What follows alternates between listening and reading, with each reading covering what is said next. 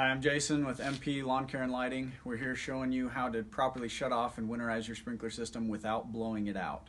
The first step is to identify the source of shut off. Sometimes it's outside and we stick the metal key in the ground and turn it off. This one is a newer house and it's inside. The way to find it is you find the main line where it comes into the house. This is the main water supply to the house, and that's shut off with this, but we're just going to deal with the sprinklers, which is where it tees off.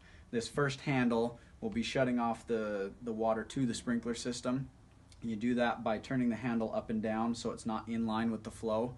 Next step is we're going to go outside and open everything up so it drains out, and then we'll come back down in the basement and open up the drain, which will drain the water out that's in the line going to the sprinklers. Okay, this system is culinary only, which means clean water. Some other sprinkler systems have secondary, and some systems have both culinary and secondary options. I'll show you what to do on the other ones later, but this one is culinary only, and this will be how we winterize a culinary sprinkler system.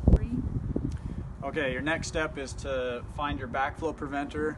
All newer systems will have this on, and lots of old systems will have it too.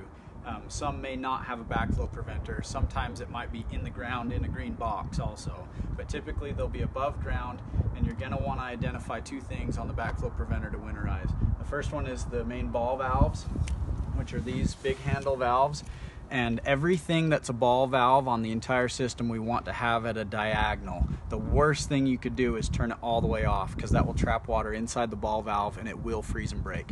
So if you do diagonal, it opens everything up and allows it to drain. So there's two ball valves on the backflow preventer you turn at a diagonal, and then there's 4 test cocks, and you're going to turn them with a flathead screwdriver. Same thing, you want them diagonal. And so each one of these you'll turn at a diagonal, and that will allow all the water to flow out of the backflow preventer, and you do not have to take it off if you do it this way. If you want to, you can remove them at removing the 2 unions and put this inside, but just as a precaution, still turn the valves how I've shown you, so that if you set it in your garage, it won't freeze and break in there. The next thing that we'll do is we'll go to the individual valves. So you're going to find the valves in your valve box, and there's 2 ways that you can open up the valves. You can turn the solenoid, which will be on top with the 2 wires coming out of it. You can simply twist that to the left, and that will open it up. Or you can turn the small bleeder valve, usually with a flathead screwdriver. You can open that up. You only have to do one or the other. You don't have to do both. Some valves are going to be designed differently. Some will not have a bleeder valve, but every valve will have a solenoid with the 2 wires coming out of it. So you can simply twist those. About a half turn is sufficient. That opens up the valve and allows all the water to flow out of the valve and drain out in the system down the line. So you do that to each valve. Sometimes you'll also have a ball valve drain in the box. In this system, we put them outside. And again, every ball valve you're going to turn to a diagonal and leave it that way all winter. And that'll drain out the main line for the whole system. And you'll go and just make sure that you get every valve box on your system. If you don't know how many valves you have, go to your timer and see how many wires come into your timer.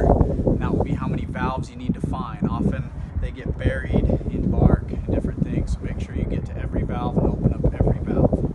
And next we'll go back down in the basement and drain out the main line.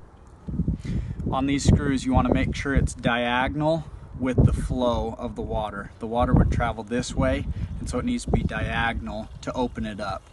And again, when you go to turn on your water for the year next year, you're going to close these.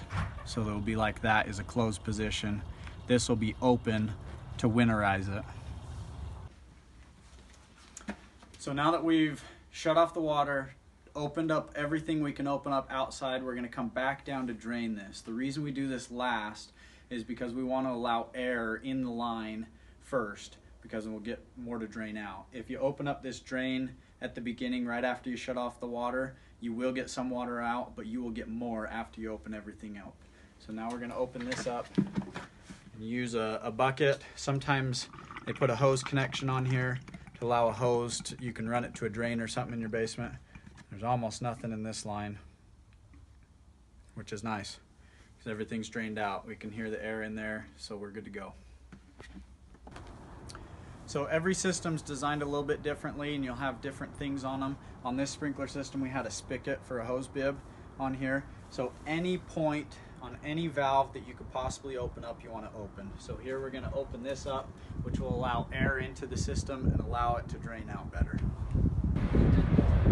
All right, we've already demonstrated how to shut off your water when your shut-off valve is in the basement, but this is an idea of one that's out in the yard. A lot of times people can't find where their stop and waste pipe is. And the rule of thumb you want to follow is you always want to find the water meter that's out in the park strip and line it up with the spigot that's on the house. And somewhere in that line is going to be your stop and waste. And it'll always be in a pipe. In this case, it's by the house. Sometimes it's in the park strip or somewhere in the yard.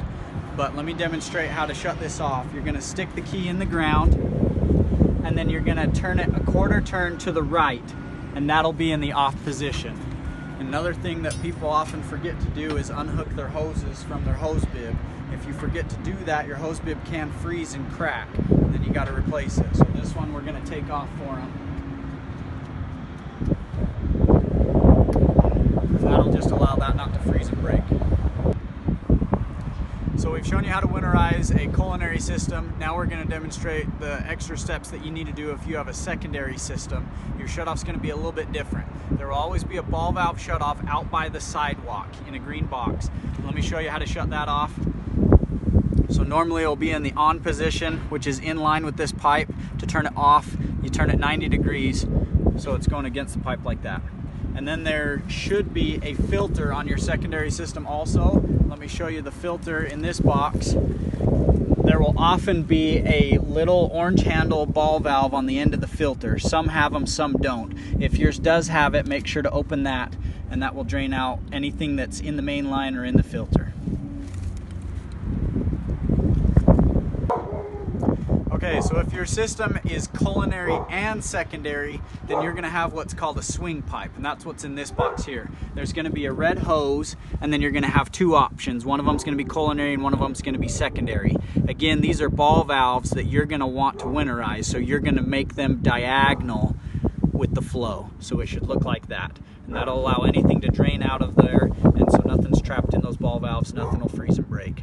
Another comment I want to make is some of you may have ball valve or backflow preventers that look like this, and it's common that you take out this plastic insert. Again, to winterize this, even if you remove this part of it, you still have these ball valves on the outside, and you're going to want to make sure that those are in a diagonal position when it's winterized if you take this center part off.